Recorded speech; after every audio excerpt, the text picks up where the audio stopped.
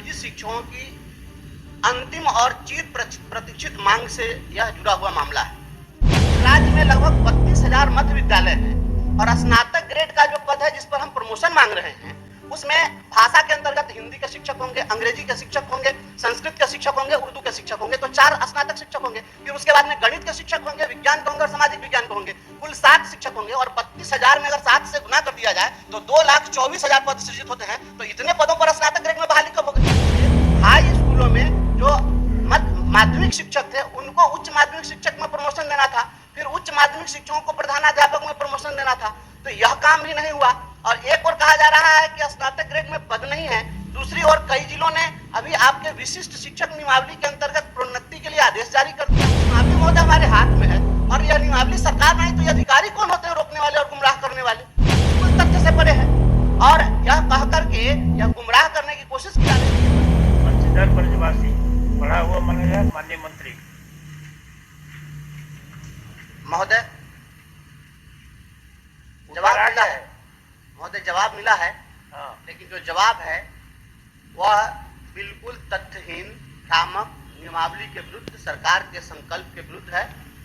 यह नियोजित शिक्षकों की अंतिम और चिर प्रतीक्षित मांग से यह जुड़ा हुआ मामला है।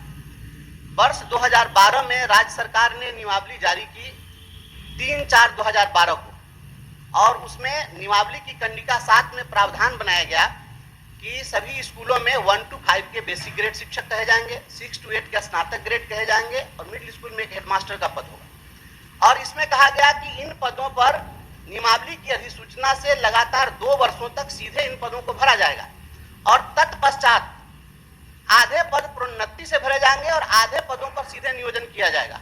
यह 2 वर्षों के लिए था महोदय और यह 14 साल बीत गए हैं और उसके बाद यह जवाब दिया जा रहा है कि अब पद ही नहीं है, तो जब आधे ही पद पर आपको नियुक्ति करनी थी तो सभी पदों पर नियुक्ति कैसे हो गई?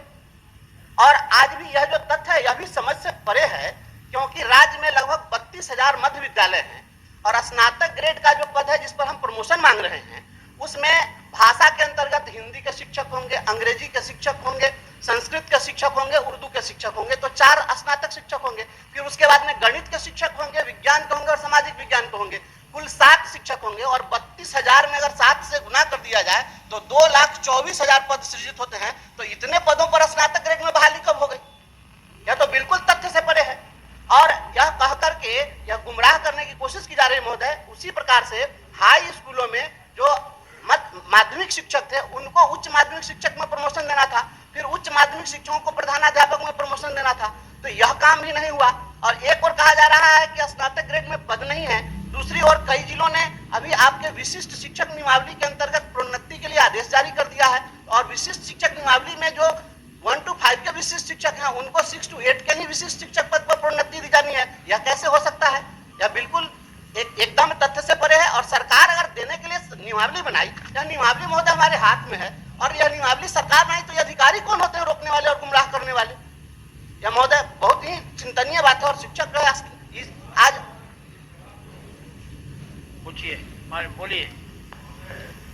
माननीय सदस्य का प्रश्न बहुत ही महत्वपूर्ण है। जब नियोजित शिक्षक स्थानीय निकाय के शिक्षक आज भी हैं और उनके लिए नियमावली में प्रोन्नति का प्रावधान है, उत्क्रमण के बाद जब वो राज्यकर्मी बने तो उनकी पिछली सेवा की भी गणना की जा रही है, तो पूर्व के नियमावली में जो भी प्रावधान है उसके आलोक में प्रोन्नति जरूर दे होनी चाहिए, चाहे कोई भी हो, स्नातक ग्रेड के हो, प्राथमिक हो, 6 to 8 हो, माध्यमिक हो, उच्च माध्यमिक हो, लेकिन प्रोन्नति होनी चाहिए। ये उनका नैसर्गिक अधिकार है, इससे उनको वंचित नहीं किया जाना चाहिए महोदय। ठीक, माननीय मंत्री। ये जितने भी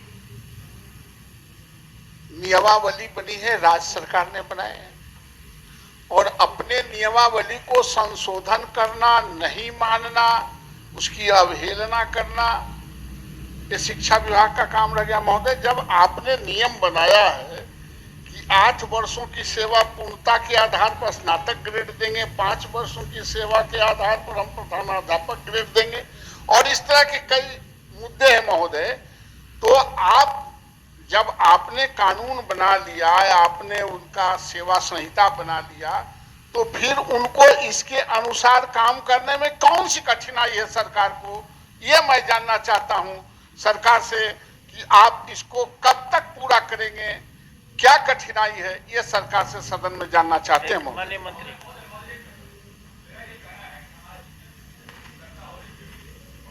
वो सारे के सारे शिक्षक जितने भी जिनकी चर्चा हो रही है वो सारे के सारे शिक्षक अनुभवी हैं, और अनुभव जो है तुरंत किसी को तो मिलता नहीं है।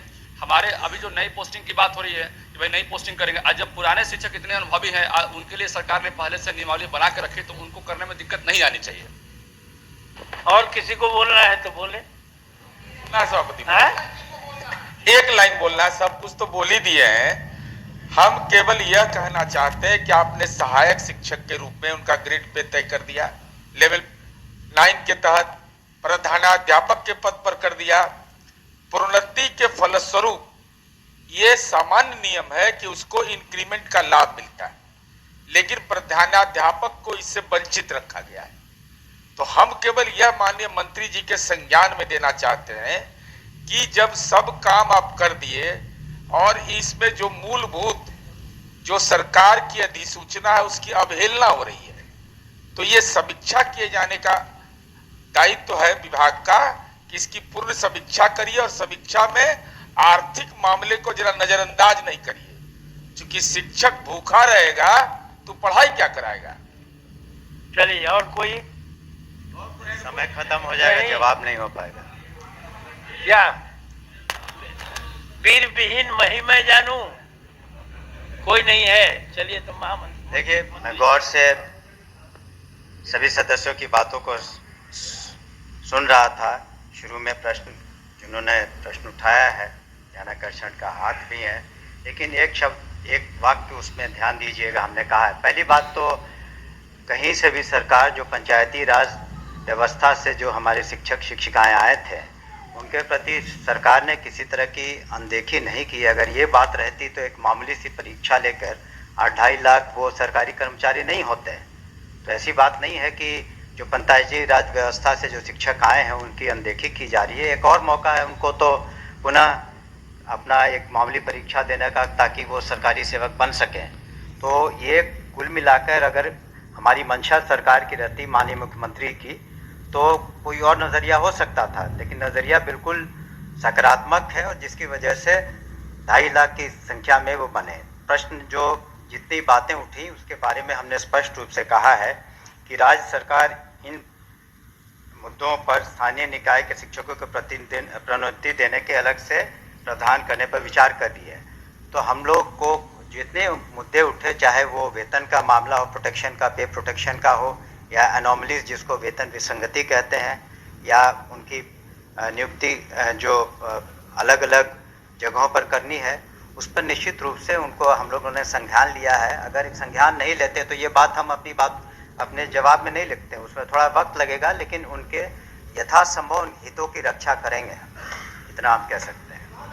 ठीक, चलिए। डॉक्टर वीरेंद्र नहीं, इसके बाद कुछ नहीं। डॉक्टर वीरेंद्र नाथ यादव जी, आपका पढ़ा हुआ मान जाता है और माननीय मंत्री अब कर देंगे। शादी का फर्नीचर सेट 34,500 से स्टार्ट। AFZ फर्नीचर के ऑफिशियल YouTube चैनल पर विजिट करिए विशेष जानकारी के लिए और परचेज करिए बिहार के सबसे बड़े शोरूम से।